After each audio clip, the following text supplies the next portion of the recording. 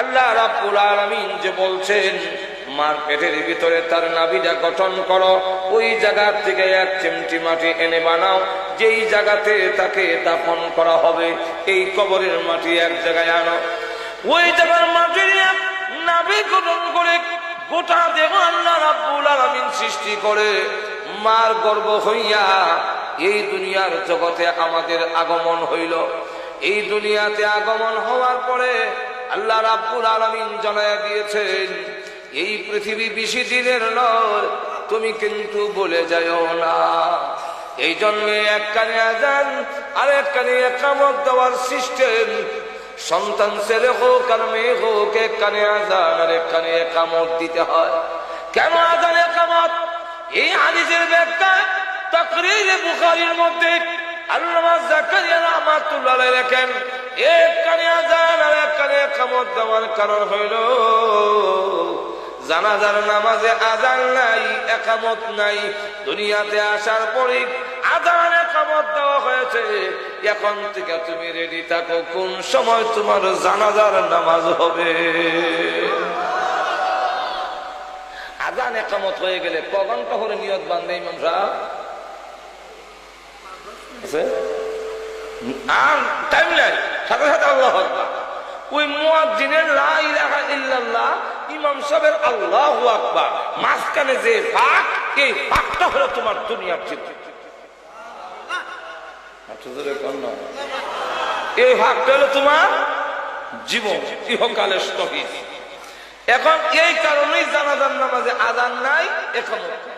কেউ যদি কয় এটা জানাজার নামাজ হয়, তা আযান নাই কেন? বলে আযান তো হয়ে গেছে। আযান হয়ে গেছে।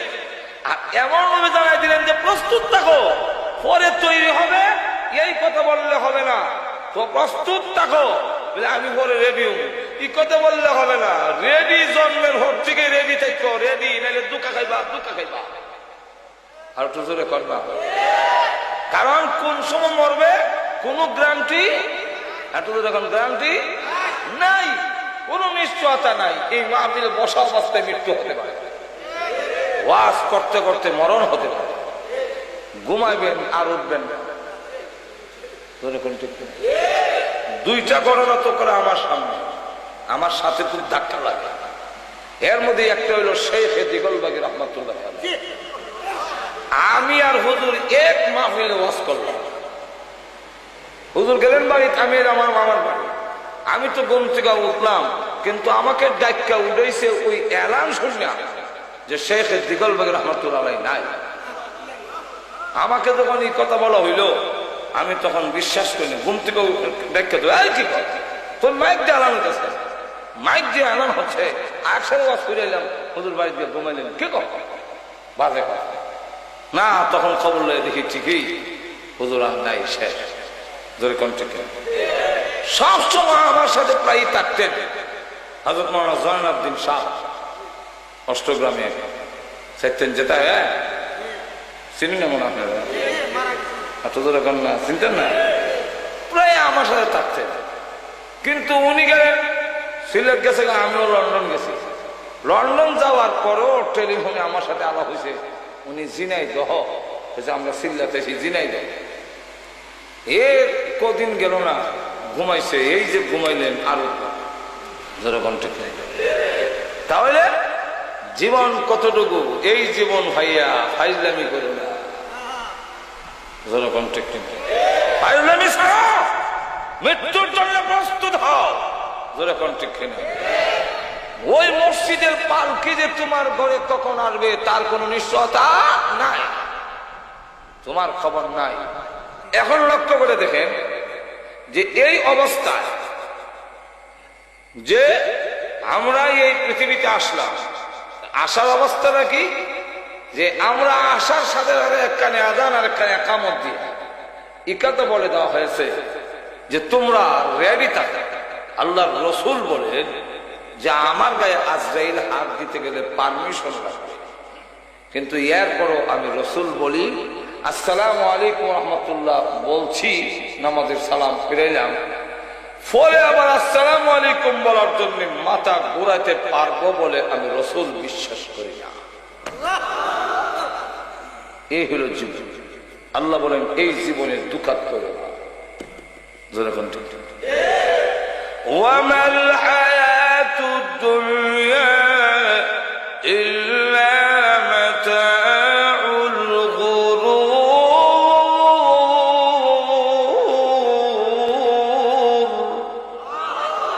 আল্লাহ বলেন দুনিয়ার যা সামান দেখো সবগুলো দুঃখা, সবগুলো। অন্য আয়াতে বলেন ওয়ামা হাযিহিল হায়াতুদ দুনিয়া ইল্লা লাহুম ওয়া লাইব ওয়া ইন্নাদ দারাল আখিরাতা লাহিয়াল হায়াওয়ান।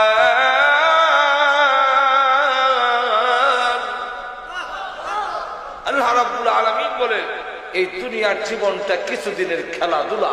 খেলাধুলা যৎক্ষণ করে অতি আনন্দের শেষ। যখন ঠিক কিনা খেলাধুলার মজাটা যৎক্ষণ করে অৎকান, এরপরে শেষ। ঠিক এই দুনিয়ার জীবন কিছুদিনের খেলাধুলা, যেদিন তোমার টাইম শেষ হয়ে যাবে সবকিছু শেষ। যখন ঠিক কিনা সুতরাং এই দুনিয়ার জীবনটা এটা বুঝে এখন যাবে কোথায়, ওই কারণে মারা যাওয়ার পরে আমরা কবর রাখবার সময় করি মিনহা খালাকনাকুম ওয়া ফিহা নুঈদুকুম। এই মাটি থেকেই তোমাকে বানানো হয়েছিল, নবী গঠন করা হয়েছিল। মনে আছে না? একটা ব্যাখ্যা দিলাম, ব্যাখ্যা অনেক। এই মাটির থেকে তোমার নবী সৃষ্টি করা হয়েছিল, তাই এখন তোমাকে বিরোধ দিলাম। যেখান থেকে নেওয়া হয়েছিল এইখানে তোমাকে ফেরত দেওয়া হইল। কবরের জগতে যাবে, সেখানে যাওয়ার পর অবস্থা কি? আল্লাহ রসুল বলেন ইয়াতিহি মালাকা ফায়ুজলিসানি। তখন আপনাকে দুইজন ফেরেশতা এসে বসাবে, আপনি জিন্দা হবেন।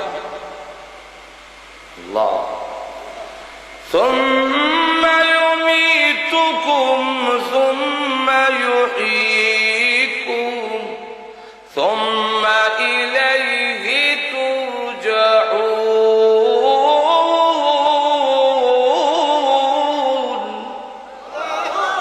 কবরে যাওয়ার পরে যখন জিন্দা হবে চোখ খুলে দেখবেন, আল্লাহর রাসূল বলে চোখ খুলে দেখবেন যারা দাফন করতে আসছিল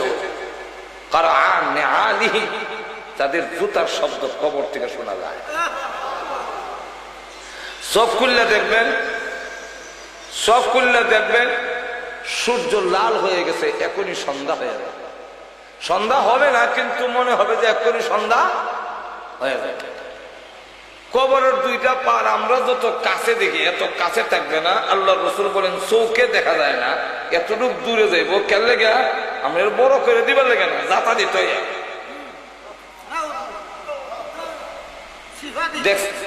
সিভা দিবার লেগে। যেমন দেখছেন না দুই ভাড়া টাক করে দিলে ইচ্ছায় আয়া দেয়।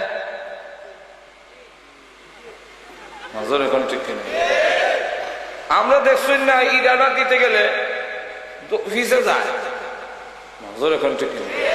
ফিস থেকে আয়ার দৌড়তে ভরে দেয়। বলের মধ্যে লাথি দিতে গেলে ফিসে যায়, জায়গার থেকে দেয় না। খেয়াল লাগে এটা হওয়ার পর দূর থেকে উৎসাহটা দিলে খাবার বাড়াইবে। ওই সময় চিৎকার দিয়ে বলবেন তোমরা কেলা গো, এত নিষ্ঠুর হয়ে গেলে, এই এখন আমার উপায় কি? উপায় তো বাবা, উপায় কি? তোমরা আমাকে ছেড়ে চলে যাও। চিৎকার দিয়ে জোরে জোরে কেউ জবাব দেয় না। সন্তানেরা রে, এত নিষ্ঠুর কেমনে হইলে আমি ডাকি, আমার ডাকে কেন সারা দেশ না? এইভাবে যতই চিৎকার দিবে কেউ আর জবাব দিবে না, আসবেও না, জবাবও দিবে না। ওই দিন যদি দুনিয়ার জীবনকে আমি কাজে লাগাইতে বাড়ি, তখন দেখবেন আপনার আমল আপনার কবরের ভিতরে গিয়ে দন নাই, সম্মান নাই, গড় নাই, খেতা বালিশ নাই, কিছুই নাই, কিন্তু নামাজ আপনার কবরে। আল্লাহ রসুল বলেন আসসালাতু আন ইয়ামিনিহি ওয়াজ যাকাতু আন শিমালিহি, নামাজ ডান দিকে, যাকাত আপনার বাম দিকে। মাথার কাছে কোরআন, পায়ের কাছে রোজা।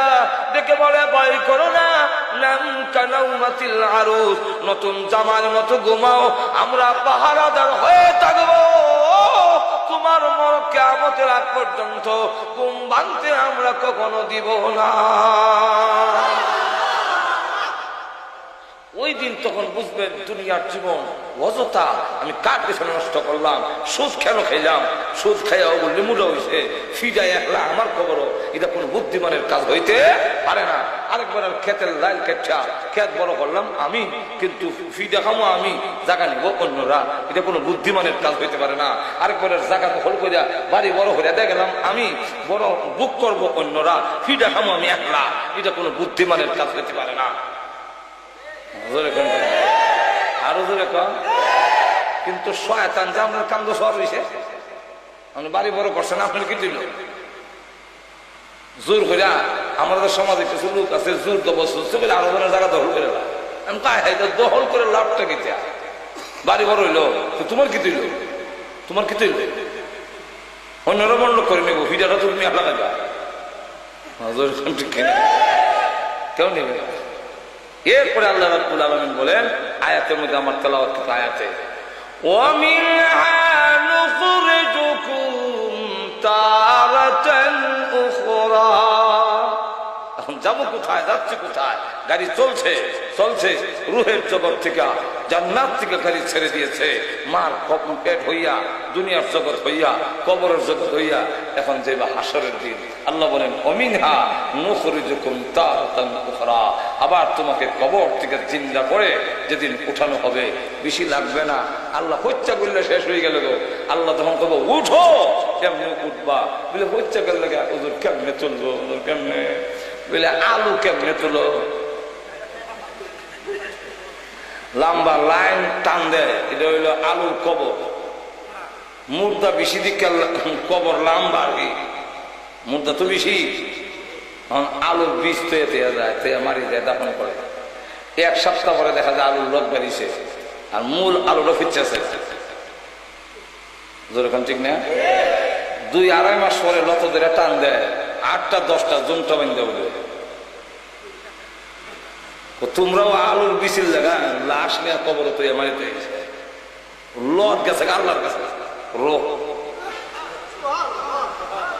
লত ধরে যেদিন টান দিব, নন্দনপুরের গুরুস্থান থেকে এক একটা কবর থেকে 40টা-50টা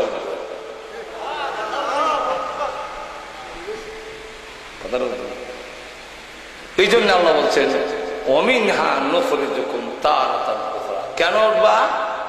যে তুমি যে উদ্দেশ্যে তোমারে পাঠাইছি সেই কাজ কতটুকু করলা, আমার বিধান কতটুকু মানলা, এর জবাব দাও।